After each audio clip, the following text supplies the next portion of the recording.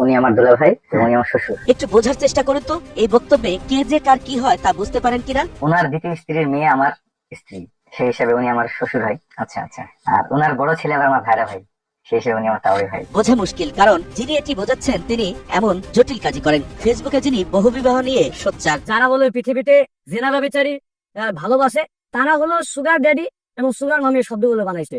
দেখেন, sugar daddy বলতে কি বোঝায়? অল্প বয়সের নারীকে বেশি বয়সের পুরুষকে বিবাহ করা। এটা তো আমার নবীজির সুন্নাত ছিল। আমার বাবাকে বলে আমার সামনে যে ছোট ছোট মেয়েদের সাথে প্রথম বাসর করা কত মজা, আপনাকে যদি দিই তাহলে আপনি বুঝবেন। তিনি একদিকে অসহায় নারীদের সংসার করে দিতে চালান প্রচারণা, অন্যদিকে স্ত্রীদের উপর চালান অত্যাচার। 3 দিন মারি একটা ঘরে আটকা রাখছি, পরে জান প্রজ্ঞার উপলক্ষে টাকা পয়সার দাবি করছি, এই জানটা ফিকি দাও। তোমরা ডিভোর্সদেরকে ঘর দিচ্ছ, আবার তোমরাই তাদের ঘর ভাঙতেছো। এগুলো নিয়ে কথা বলতে গেলেই মারধর করে, গালাগালি করে, আমার সৎ বাবা মারে। তালাক দেন যখন তখন, ঘরে আনেন কম বয়সী মেয়েদের। সর্বশেষ এনেছেন 13 বছরের একজনকে। গায়ে খুদা পড়ছি, প্রস্তাব দিয়েছি, বিয়ে হয়েছে, আমি গেলাম শেষ আলহামদুলিল্লাহ। আমি বাসায় চলে গেছি 11টার সময়, উনি ওনার মেয়েকে আমার বাসায় দিয়ে আসছে।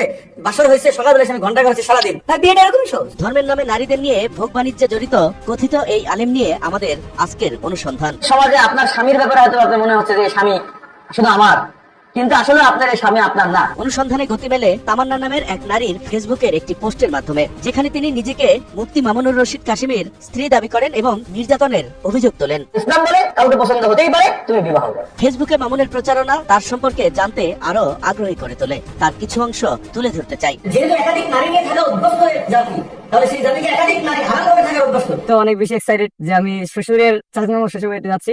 আমার দুলা ভাইও হয়, অনেক আমার শালা, প্রথমে পরিচয় ছিল শালা, এখন আবার জামাই। বাংলাদেশের আইন যেখানে বিয়ের বয়স মেয়েদের 18 আর ছেলেদের 21 নির্ধারণ করেছে, তখন তিনি বলছেন জন্মের পর থেকেই মেয়েদের বিয়ের বয়স শুরু। নারীদের 12 বছর বয়সে জামাইকে দিয়ে দিন, দিয়ে বলেন যে বাবা, তোমার যদি মনে হয় তোমার বউকে আলেমা বানাবা, তাহলে পড়াও। আর যদি তোমার মনে হয় যে না, আমি আলেমা বানাবো না, আপাতত আমি বনি আদম চাষে লেগে যাবো, করে ফেলো, কোনো সমস্যা নেই। তিনি প্রচার করে বেড়াচ্ছেন মুসলমান হলে 4 জন স্ত্রী থাকতেই হবে, মাঝে চাইলে বিয়ে করতে পারবেন শতাধিক। ভালো আমার 4টা স্ত্রী রাখবো মৃত্যু পর্যন্ত।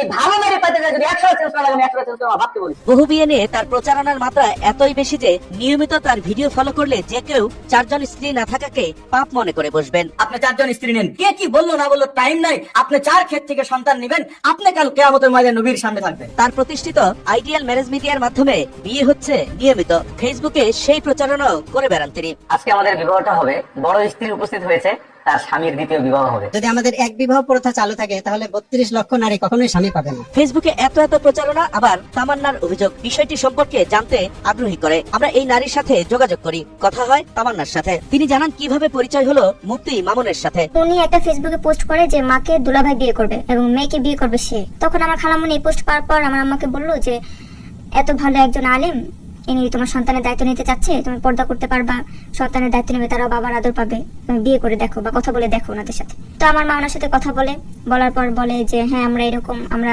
ইসলাম বাস্তবায়ন করবো, ইসলামের একটি বিধান বাস্তবায়ন করবো, যেটা মানে বাংলাদেশের নারী মানে না একাধিক বিয়ে, সেটা আমরা বাস্তবায়ন করবো।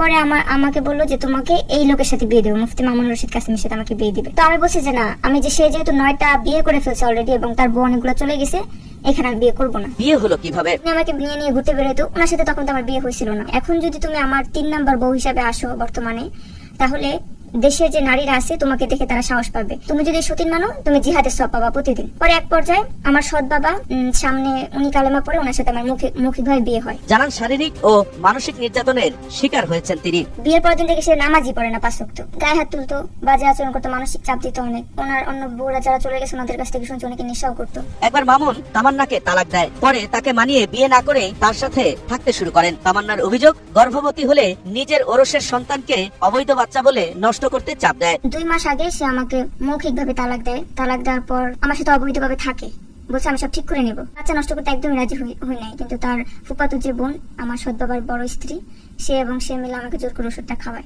বাচ্চা তাই আবার তিনি বলছেন অবৈধ, এরকম হলো কারণ হচ্ছে ওটা তালাকের পর, ওটা তো অবৈধভাবে মেলামেশা হয়েছে, তো তাই। অভিযোগ, মামুন নিজে একের পর এক বিয়ে করে আর তালাক দেয়, পাশাপাশি বিত্তবানদের কাছে অল্প বয়সী নারীদের বিয়ের নামে ভোগের ব্যবস্থা করে দেয়। তারা হালাল পতিতালয় খুলছে। বিধবা, ডিভোর্সি এবং কম বয়সী মেয়ে যাদের বাবা মা গরিব, তাদেরকে কিছু টাকা দিয়ে ওই মেয়েদেরকে ওইভাবে ভোগ করা হতো। যত কচি মেয়ে দিবে তত বেশি টাকা দিবে।